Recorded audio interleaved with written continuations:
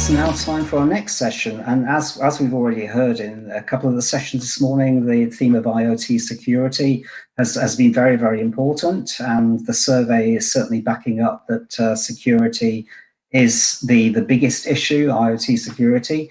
So one of our advisors, Terry Norman, is currently preparing a report on enterprise IoT security, which is due out at the end of this month.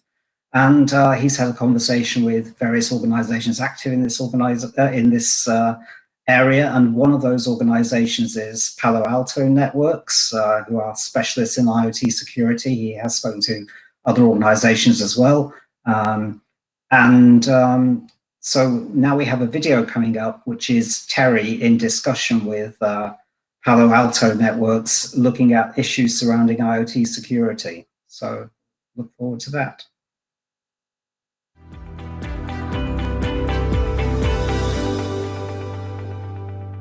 I know certainly about the growth of IoT, like a lot of people, automation, medical systems, Industry 4.0, 5G. Let's talk about that a little bit first of all. What is creating this huge growth in IoT? Yeah, I think everyone knows that IoT is growing very, very rapidly, but it's kind of almost stealth-like because it's growing in many different places. So, just a few data points here. Every enterprise, and this is excluding mobile handsets, about 30% of their connected devices are IoT devices. And worldwide, that totals up to about 5.8 billion IoT devices.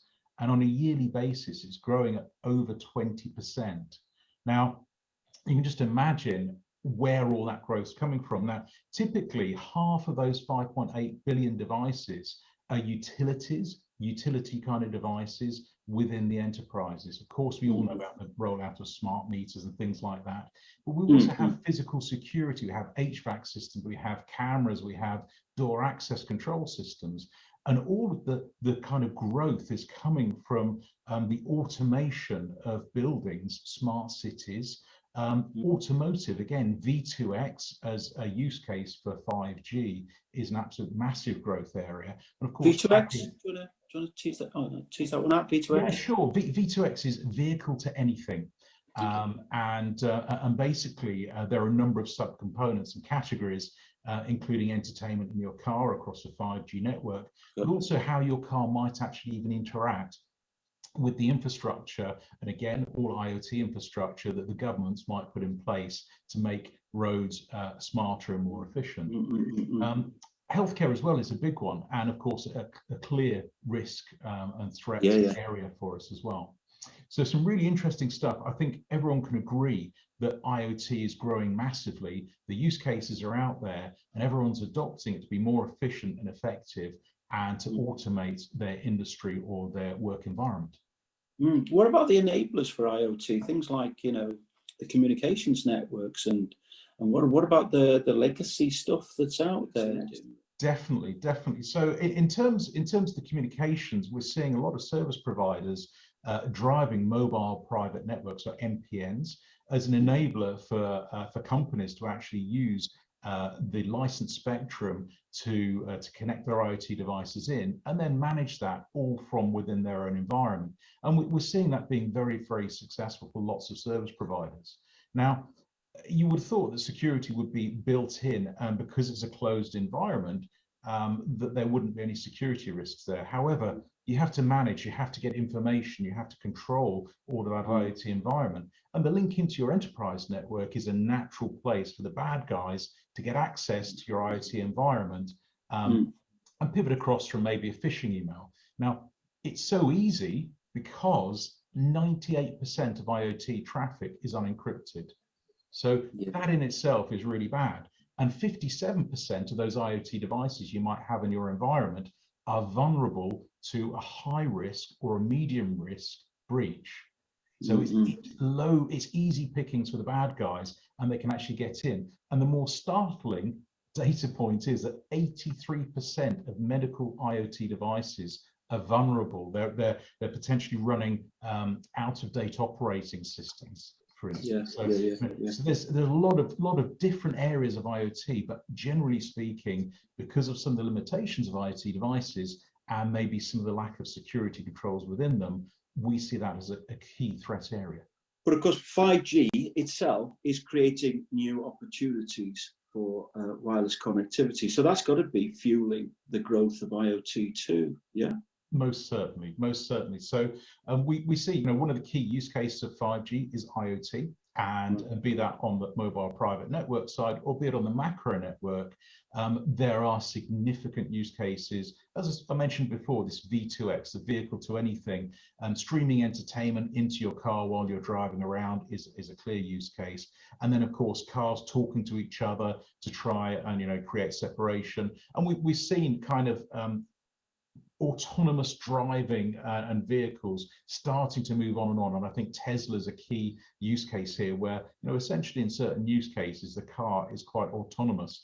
And we've got another couple of steps before. I think autonomous level 6 is when a car can be fully driven and you don't even need to look at the road. So we're a couple of steps off of that, but things like 5G will be key to making that happen.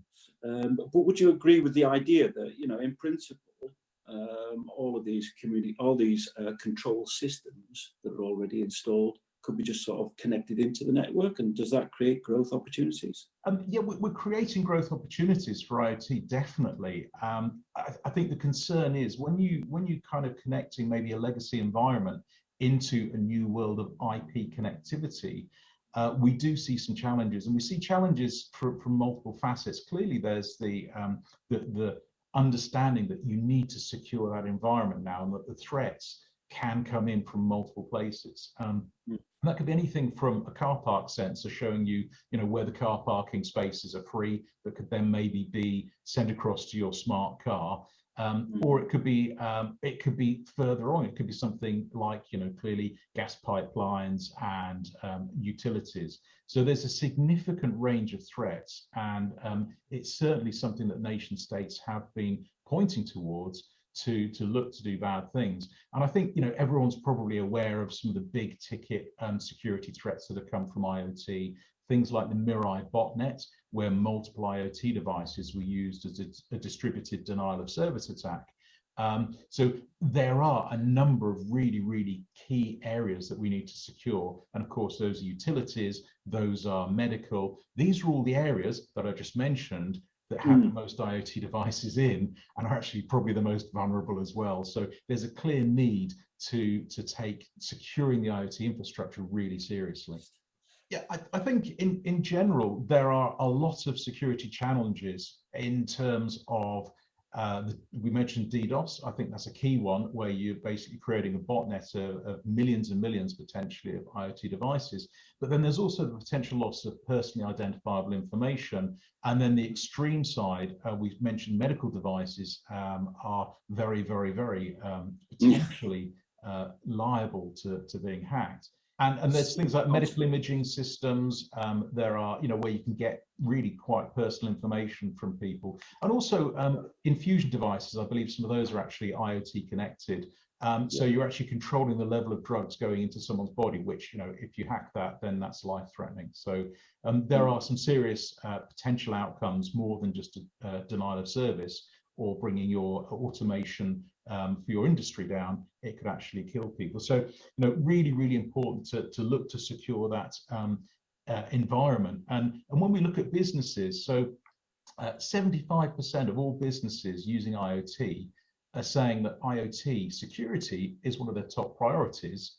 Actually, only 16% of them believe they have it covered and feel secure that they have the security covered. So I think that is a chasm between what they know is a risk and actually how comfortable they feel about it. So I think one of the key tenets of security is understanding what's important to you, understanding where the risks are, and then formulating a plan to mitigate those risks. And we all know that a large amount of these IoT devices don't have the security built in. They don't have the CPU, don't have the RAM, don't have the full capability to be secure in themselves. So we need to then put the right security process in place to make sure those devices are not subverted. We need to understand where the risks lie, And that starts with visibility. It starts to then identifying which items are most risky, i.e., is that camera that's able to be hacked more or less risky than the medical piece of equipment that's able to be hacked on you. So basically determining what the key priorities are, then patching if you can. If not, how are you going to secure those? And then, of course, you block the known threats, but then you need to be able to block the unknown threats using machine learning and AI. Yeah. And then it's an iterative process. You don't just sit on your laurels. You have to keep on going back around those loops to make sure that as things change, as the threats change, that the bad guys aren't getting in. But I guess we've only scratched the surface, because then there's all the installed base which is out there, which is maybe a can of worms for another day. What do you think? Quite possibly. So, I think as we see the IoT devices going there, we see smart motorways, we see smart cities. There are going to be some high-profile security incidents involving IoT, and I guess the key thing is using best practice for security. You can mitigate some of the risks so that it's not you, and that will be we have plenty more information on our website. Our Unit 42 Threat Intelligence Organization has a specific white paper written on IoT security, which is a great read. Cool. Jason, I think that brings us to the end. I hope we've got the time right. And I'm grateful to you, and I'm sure Meth and those watching will be grateful to you too for your time. And it's been a pleasure chatting to you. Thank you. Thank you very much for the opportunity.